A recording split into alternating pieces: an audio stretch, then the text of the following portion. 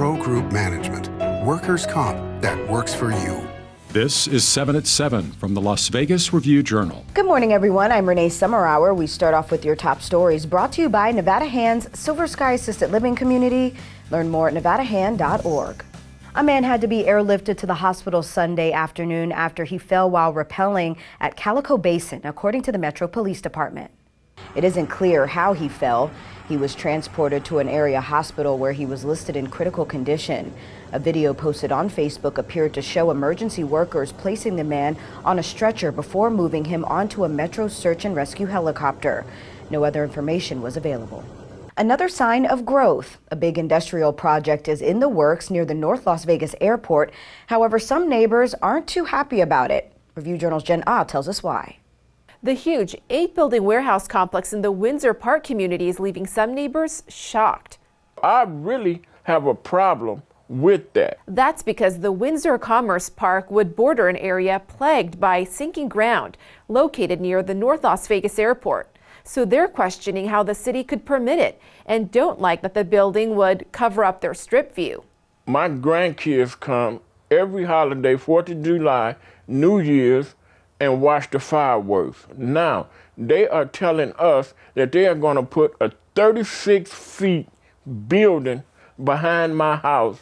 The project's developer, LPC Desert West, a subsidiary of Lincoln Property, has yet to comment.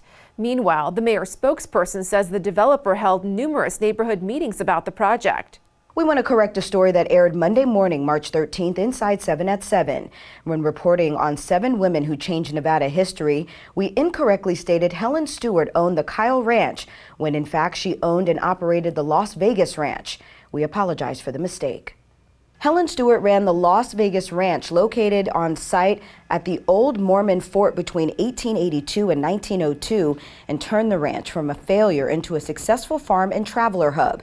Stewart's husband Archibald moved to the ranch in 1880, but he was murdered 2 years later at Kyle Ranch in what is now North Las Vegas. Stewart and her 5 children were left to care for the ranch despite her disdain for ranch life and the isolation she felt there in the ranch's early years.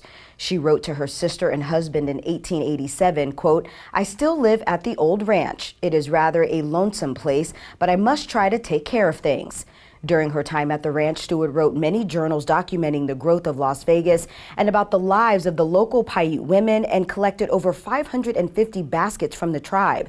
The ranch's land was sold to San Pedro, Los Angeles, and Salt Lake Railroad in 1902, which helped further grow Las Vegas from a desert rest stop into a bustling city. Stewart spent the rest of her life in Las Vegas, involving herself in the community and the Clark County School Board. She is often referred to as the First Lady of Las Vegas. In your business news, sponsored by Bank of Nevada Bank on Accountability, Jeff Karpoff, the solar company boss who was sentenced to decades in prison for participating in a $1 billion Ponzi scheme, had his luxury Las Vegas home sold by the U.S. Marshals Service. The 6,902 square foot home in the Southern Highlands community sold for $3.35 million in December. Their sprawling house in the Southern Valley has a wellness center, movie theater, wine gallery, fire pits, electric shades, and security cameras. For more on the Ponzi house scheme, log on to lvrj.com. More lane restrictions in the resort corridor are on the way as work continues on the Interstate 15 Tropicana Avenue interchange project.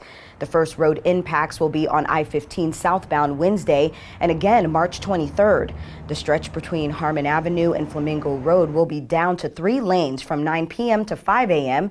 Then beginning March 20th and running through April 20th, I-15 northbound will be down to 4 lanes in each direction between Tropicana and Flamingo. Tropicana will also be completely shut down to traffic overnight on March 21st. Vegas Nation brought to you by Station Casinos, STN Sports. Download the app today. The Raiders will have 2 quarterbacks on their roster come March 15th, but Jared Stidham will not be one of them. Stidham has agreed to terms with Denver and will now be the backup for the division rival Broncos, being coached under Sean Payton.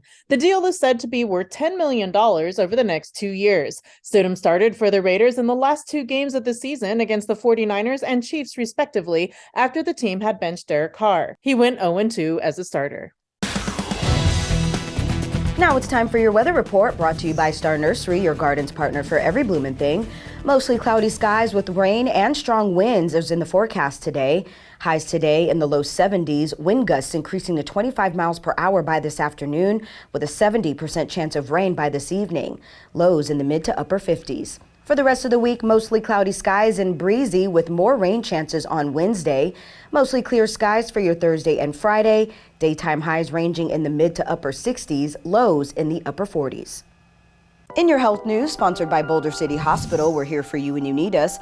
Multiple myeloma is an incurable blood cancer that produces a lot of proteins that can cause damage to various organs, particularly the bones and kidney. Symptoms vary but can include fatigue, bone pain, and while it's unclear what causes it, the disease almost always starts as a relatively benign condition. MGUS is a pre-malignant condition, but it's only found in blood.